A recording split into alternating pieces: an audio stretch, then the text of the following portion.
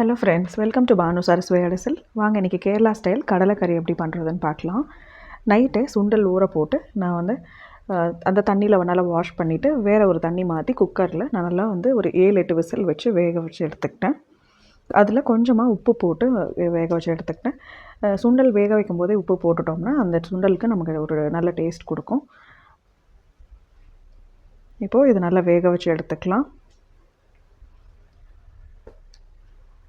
அதுக்கு தேங்காய் நான் துருவி வச்சுருக்கிறேன். இப்போ தேங்காய் பால் எடுத்துக்கலாம். இதில் தண்ணி ஓரளவுக்கு வச்சு நான் ஃபஸ்ட்டு தேங்காய் பால், ரெண்டாவது தேங்காய் பால் ரெண்டுமே எடுத்துக்கிட்டேன்.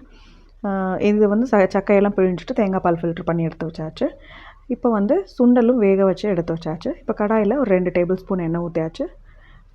பெரிய வெங்காயம் 2 வெங்காயம், ஒரு 2 பச்சை மிளகாய் நல்லா ஸ்லிட் பண்ணி போட்டு நம்ம நல்லா இதை வதக்கி எடுத்துக்கலாம்.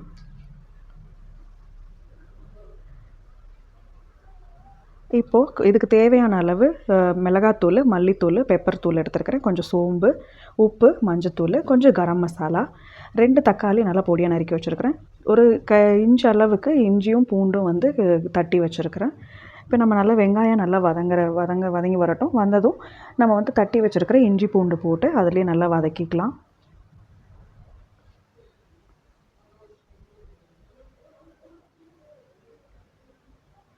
இஞ்சி பூண்டு நல்லா வதங்கி வரட்டும், பச்சை வாசனை போகிற அளவுக்கு.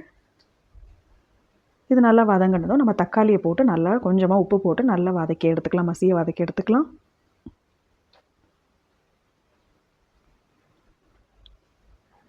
தக்காளி நல்லா வதங்கி வரட்டும்.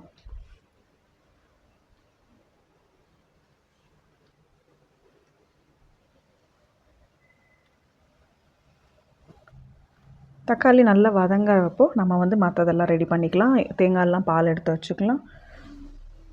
அடுத்ததாக இப்போ இந்த மஞ்சத்தூள், உப்பு, கொஞ்சமாக சோம்பு கையிலேயே நசுக்கி எடுத்து வச்சுருக்கேன், அதையும் போட்டாச்சு. கொஞ்சம் கரம் மசாலா, ஒரு 1/2 டேபிள் ஸ்பூன் சில்லி பவுடரு, கொஞ்சம் ஒரு 1/2 table spoon pepper powder, 1 table spoon அளவுக்கு கொரியாண்டர் பவுடர் எடுத்துருக்கிறேன்.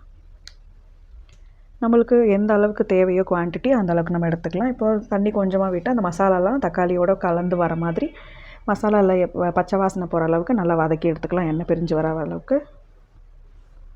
பாருங்கள், இப்போ நல்லா மசாலாலாம் எண்ணெய் பிரிஞ்ச அளவுக்கு நல்லா வதங்கி வந்திருக்கு. இது நல்லா வதங்கி வந்ததும் நம்ம வேக வச்சுருக்கிற சுண்டல் இருக்கு இல்லையா, அதை அப்படியே அந்த தண்ணியோடு நம்ம சேர்த்து இதில் ஒரு கொதி விட்டுக்கலாம். தேவையான உப்பு காரம்லாம் இப்போ பார்த்து அட்ஜஸ்ட் பண்ணிக்கலாம். இது நல்லா ஒரு கொதி வந்ததும் நம்ம எடுத்து வச்சுருக்கிற தேங்காய் பால் இருக்கு இல்லையா, நம்மளுக்கு கொஞ்சம் கெட்டியாக வேணும் அப்படின்னா ஒரு தேங்காய் பால் ஃபஸ்ட்டு தேங்காய் பாலோடவே விட்டுடலாம். ஏன்னா இன்றைக்கி கொஞ்சம் எடுத்து ஊற்றுற அளவுக்கு எனக்கு வேணுன்றனால 2வது தேங்காய் பாலையும் நான் சேர்த்துக்கிட்டேன்.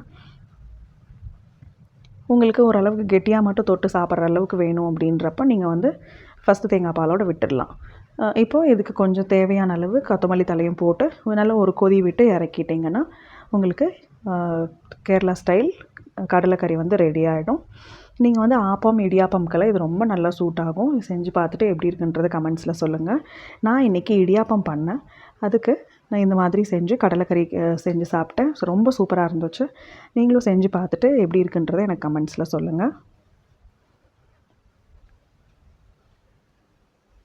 இந்த மான்சூன் கிளைமேட்டுக்கு நம்ம இந்த மாதிரி செஞ்சு சாப்பிட்டோம் அப்படின்னா உடம்புக்கும் நல்லது. நம்மளுக்கு ஸ்டீம்டு ஃபுட்டு, ரொம்ப ஆவியில் வேக வச்சது, கொண்டக்கடலை, இது எல்லாமே நம்மளுக்கு ரொம்ப நல்லது இல்லையா நமக்கு. அதனால் இந்த மாதிரி செஞ்சு சாப்பிட்டிங்கன்னா ஹெல்த்துக்கு ரொம்ப நல்லது. தேங்க்யூ.